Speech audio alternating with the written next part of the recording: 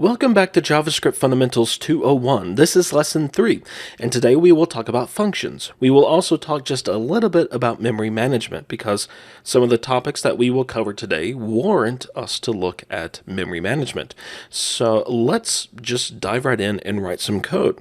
Well, let's first look at the primary ways of how we create functions. The first is to use function declaration syntax that starts with the function keyword, followed by the name of the function, the parameter list, and then the function body. In this case, let's just alert hello function declaration. And we'll let that be it for this function. Very simple. And this is your traditional function. If you look at many people's code, you will see functions defined in this manner. But you can also define functions used what's called a function expression. It involves creating an anonymous function and assigning that anonymous function to a variable. So this is what that looks like. We first create the variable. I'm going to call this do something else.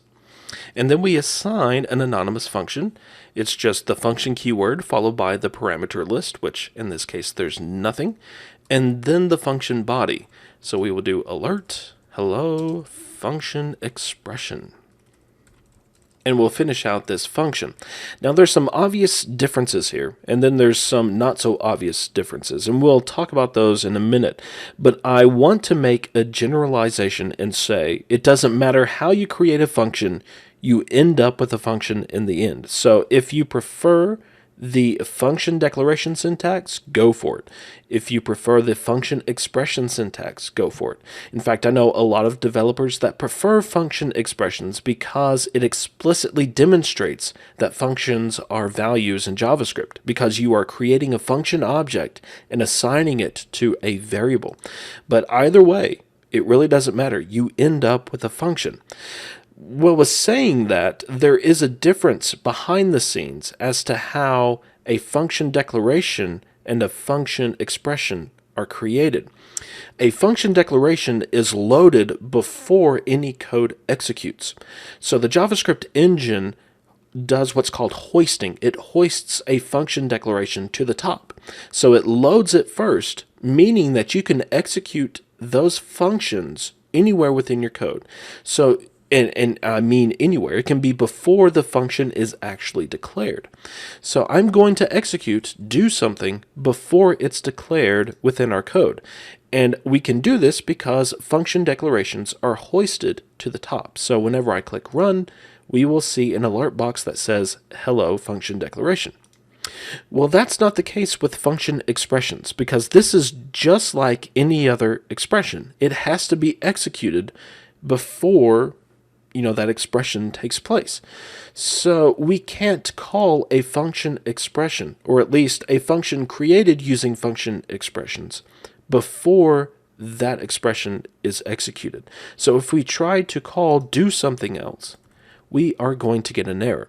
JS Fiddle isn't going to give us an error, but if we look at our JavaScript console, we will see that we have an undefined is not a function. And that's because do something else is undefined whenever we tried to execute it. So that is the main difference between function declarations and function expressions. And it's very important that you understand that function declarations are hoisted to the top, because that basically determines how you create a function and how you use it within your code. When you execute a function, there are two special values made available to that function. The first is called this, and we talked about this in the first JavaScript Fundamentals course, or at least we did for a little bit. And it refers to the object that this function is attached to, because every function is actually a method of an object. We've defined the do something function as global, so therefore it's actually a method of the window object. So this refers to the object that this method is attached to. So in the case of do something, this refers to window. But if we created our own object with its own method, the this variable would refer to that object. But we're not going to really talk about this today. Instead, we are going to talk about the value called arguments. This is an object. And it has some properties, and it kind of behaves like an array, but it's not an array. But this can give us some very interesting information about this particular function. The first is the amount of arguments that were passed to this function. Even though we haven't specified any parameters for the do something function, we can actually pass arguments to it. So let's do that. Let's pass a string that says hello world. And then inside of do something, we will get this argument. First, let's look at a property called length. And as I said, arguments looks a lot like an array, but it's not an array, it's an object. That's actually going to change in a future version of the language. But until that point, we have to deal with arguments being an object. So if we alert length, we are going to see a value of 1 because we indeed did pass one argument to the do something function. So we will see 1, there we go. And in order to get that value, we use the arguments object, and then we use index notation, just like we would an array. So since hello world is the first argument that we passed to our function, then we use the index of 0 because that is the first position or the first element in our arguments object. So whenever we run this, we will see the value of hello world. And we can pass as many arguments to this function that we want, and we can get that information using the arguments object. So we've passed a value of 2. We are changing the index to the number 1 so that we can get the second argument passed to this function, and we will get the value of 2 inside of our alert box. We can also use the arguments object to get a reference of the function that is currently executing. That is by using a property called callee. And if we alert this, we will see the actual code for the do something function. It will say function do something, and there we go, alert arguments.callee. Now this might not seem very helpful on the surface, but this is actually very helpful whenever we write recursive functions. Recursive functions are functions that call themselves. So if we were going to make do something a recursive function, of course this is going to be very simplistic, but it would call itself inside of do something. Now obviously we don't want to execute this because this is just going to put us into an endless cycle. We usually have some type of logic that is going to break us out of this recursive call. But recursive functions are just a part of programming, not just in JavaScript, but in every other programming language. And there will be times when we want to write a recursive function. Well, in order to be absolutely safe, in JavaScript, with writing a recursive function, we don't want to use the function name inside of the function. Instead, we want to use the arguments.callee method. And the reason why we would want to do this is because we could actually dereference do something so that do something would be null. It's very rare for that to happen, but it's something that we can in fact do. And if we call do something inside of do something, and if do something is null, then this line of code is going to result in an error.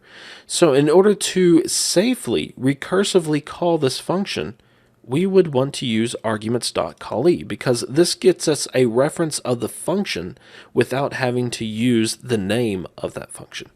And in case I haven't thoroughly confused you yet, let's look at another topic called closures. And I'm going to modify the code here just so that we can demonstrate closures.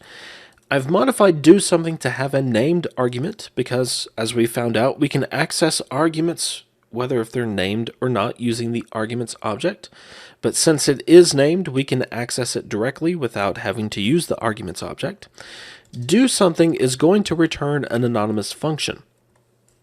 And inside of this anonymous function, it's going to alert the value passed to do something. So do something is going to execute. It's going to return an anonymous function, and that anonymous function, when executed, will alert the value passed to do something. So let's create a variable. I'm going to call this fn. We will execute do something, And let's pass in the string hello closure. And then fn is going to be a function, so we execute it. So we should see an alert box that says hello closure. Let's run it. And there we go. Now, I first want to say this isn't very helpful, but I want to demonstrate a closure to you. So this is the demonstration that I came up with. Well, this anonymous function is called a closure. And the reason why it's called a closure is because it closes around this arg1 parameter. And it's not really because it's a parameter, because we can close around anything, a variable, another function, or a parameter. But in this case, anything that is defined inside of the doSomething function, if we reference it inside of this anonymous function, we are creating a closure. And in the case of this code, we are returning this anonymous function to this fn variable. And by doing so, we are keeping everything defined inside of the doSomething function in memory, because this anonymous function has to have access to the value of this arg1 parameter. So it doesn't keep just this arg1 parameter in memory, it also keeps anything else we've defined inside of doSomething in memory as well. So I've just created a variable called variable1. This variable is not referenced inside of this anonymous function, but it is still kept in memory because the entire doSomething function has to be kept in memory. So whenever we assign this anonymous function to this fn variable and we execute it, it's accessing the arg1 value that we passed to doSomething because that is still being kept in memory. Well, this can be an issue because sometimes we want this behavior. I'll show you an example of why this would be a very good thing to have. But there are other times when we really don't want this type of behavior. We might want to store something in memory for just a short amount of time, but then after we're done with it, we want to get rid of that memory. Like in the case of our code, after we execute this fn function, we want to free up all of our memory. Well, we can do that by setting fn equal to null, because before we execute this line of code, setting it to null, fn contains this anonymous function, which thus references the arg1 parameter, which is keeping everything inside of doSomething in memory. So if we set fn to null, there's nothing else referencing this anonymous function. And that's how JavaScript determines what object to reclaim from memory and what object to keep in memory.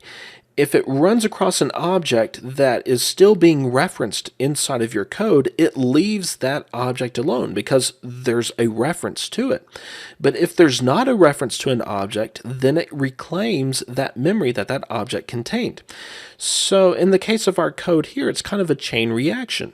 This fn variable contained a reference to this anonymous function.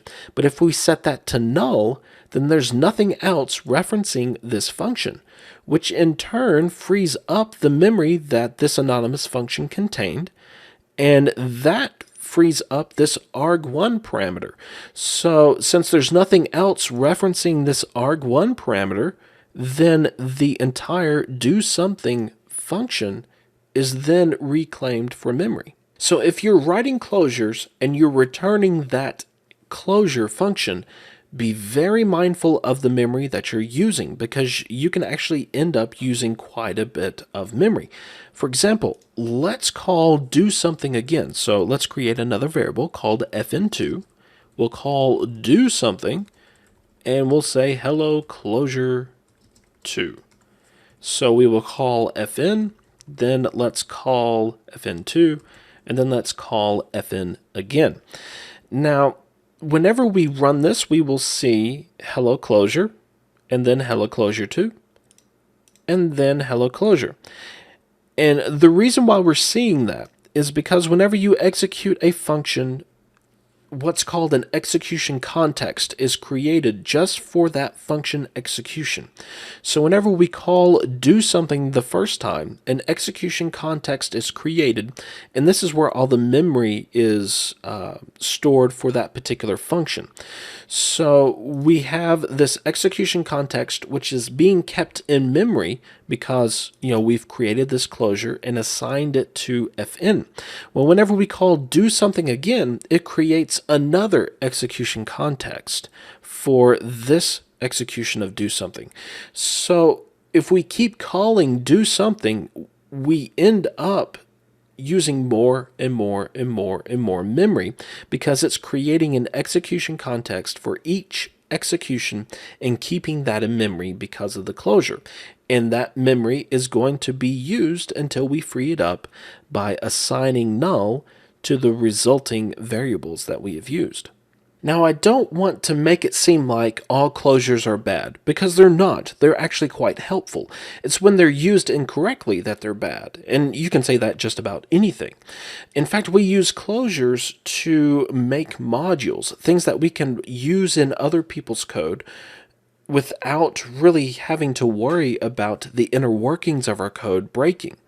So let's look at an example of that. Let's say that we want some type of name generator to generate unique IDs for elements because, IDs need to be unique.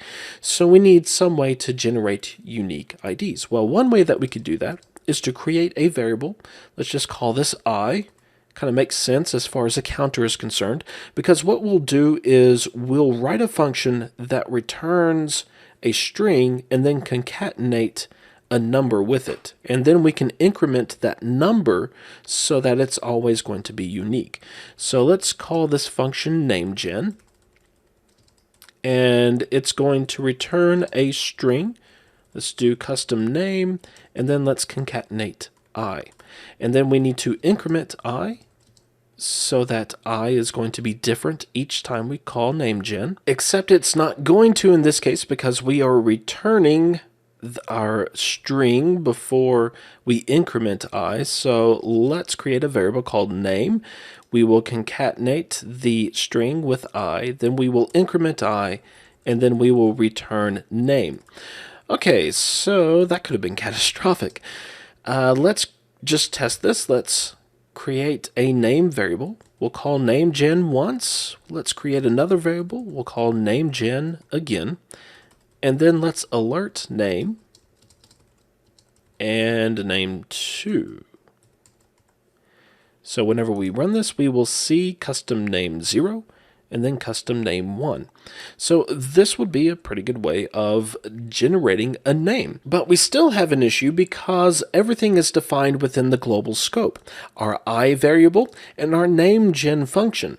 That means that there's the possibility of naming conflicts with third-party code. I'm not necessarily concerned about our code, but I'm concerned about code that we might bring into our page that might have a naming conflict with either of these two things.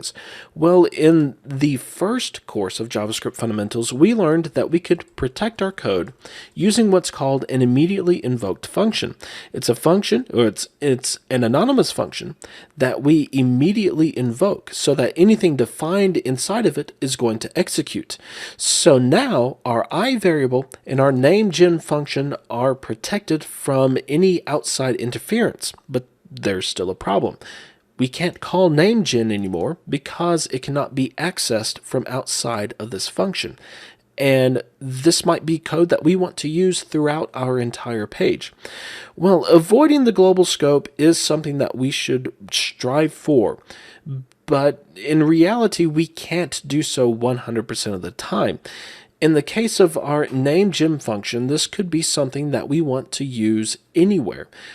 Therefore, it needs to be globally accessible. But we don't want to define it just right in the global scope because We might have multiple functions that we use for utilities.